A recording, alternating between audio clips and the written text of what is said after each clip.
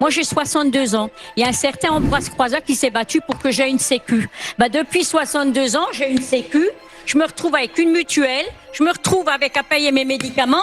Et pour finir, j'ai plus de médecin. Donc, à un moment donné, il faut quand même qu'on soit réaliste et qu'on revienne à des choses correctes.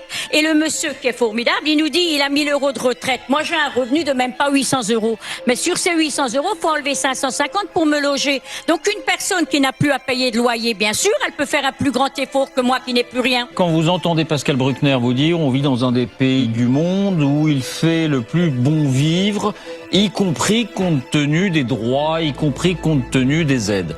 C'est ce que j'entendais quand j'allais chez l'assistante sociale et que j'accompagnais des gens pour le MNCP, le Mouvement National des Chômeurs et Précaires.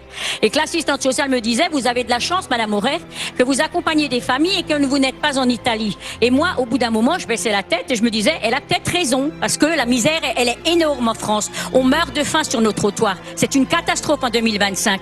Un jour, je me suis levée, je me suis dit, maintenant, ça suffit. J'ai baissé les yeux, je voulais regarder, j'ai dit, écoutez, Madame, vous aussi, parce que grâce aux gens que je vous amène dans la misère et grâce à notre misère, vous avez du travail et vous avez la possibilité d'acheter un appartement, d'acheter une maison, d'avoir un salaire et d'avoir un CE. Bon, il faut bien qu'il y ait des gens qui s'occupent de l'aide sociale, Isabelle. Oui, mais je trouve que vous êtes trop méchant.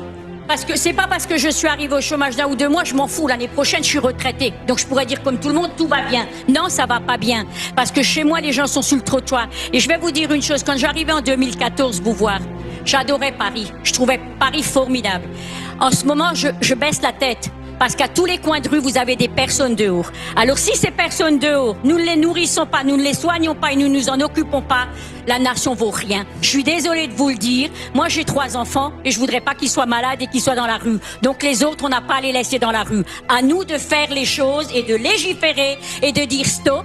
À un moment donné, il faut qu'on se remette au boulot, mais sérieusement, et qu'on demande des comptes. Parce que moi, je dois faire un tableau de mes dépenses. À qui? Nos députés, nos ministres et nos premiers ministres. Demandez des comptes à qui? À nos élus. Ils ont été élus, ils ont été élus.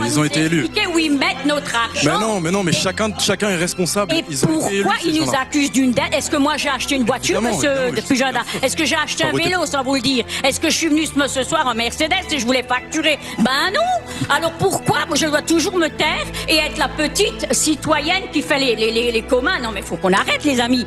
Je veux faire du commun, mais dans la justice et dans le bon sens et dans la joie.